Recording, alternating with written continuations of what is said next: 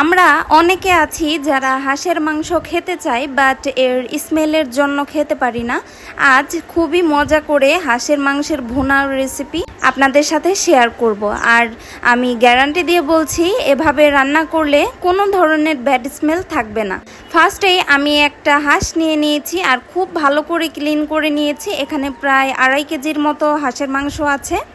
আর আমি নিয়েছি বড় সাইজের 3টা পেঁয়াজ। আমি পেঁয়াজগুলোকে একদম একটা পেঁয়াজকে 6 টুকরার মতো করে নিয়েছি, একদম কুচি করিনি। আর নিয়েছি গোটা গরম মশলা প্লাস বড় একটা রসুনের অর্ধেকটা থেতো করে নিয়েছি।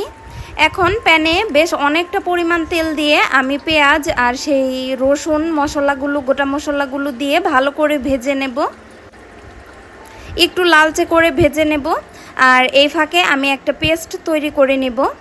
এখানে আমি আদা রসুনের পেস্ট নিয়েছি, লবণ নিয়েছি লাল মরিচের গুঁড়া, হলুদ গুঁড়া, ধনিয়া গুঁড়া নিয়েছি, কালো গোলমরিচ গুঁড়া আর নিয়েছি জিরে গুঁড়ো। এখন সব কিছু হালকা করে একটু পানি দিয়ে মিক্স করে আমি একটা পেস্ট করে নিয়েছি।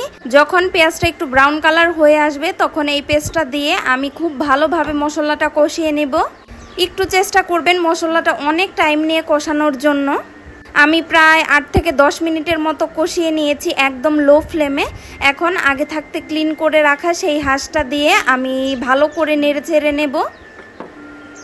আমি ভালো করে নেড়েচেড়ে একটা ঢাকনা দিয়ে ঢেকে একদম মিডিয়াম লোতে করে আমি অনেকটা টাইম নিয়ে কুক করব। আমি এক্সট্রা করে কোনো পানি দেব না।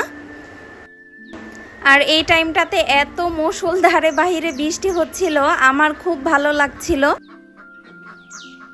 আমি কিন্তু কোনো ধরনের পানি দেইনি। দেখুন হাঁস থেকে কতটা পরিমাণ পানি বের হয়েছে, প্লাস কতটা তেল উঠে আসছে।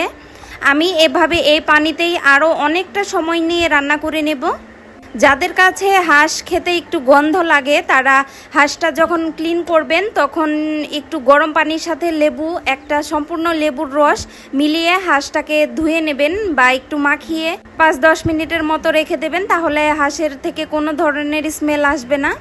আমি কয়েকটা কাঁচামরিচ দিয়ে নিচ্ছি আর নামানোর আগে দিয়ে দিচ্ছি এই হালকা করে ভেজে রাখা জিরের গুঁড়ো, এতে করে ফ্লেভারটা অনেক সুন্দর আসে। এই তো আমার হাঁস রান্নাটা প্রায় ডান। এভাবে একবার হলেও হাঁস ভুনা করে দেখবেন, খেতে অনেক মজা লাগে। আর এর যে ঝোল, এটা দিয়েই তো মনে হয় 1 প্লেট ভাত অনায়াসে খাওয়া যাবে। দেখুন কতটা লোভনীয় হয়েছিল। আর এর স্মেলটার কথা কি বলবো, এত সুন্দর একটা স্মেল বের হচ্ছিল, খেতে তো মাশাল্লাহ।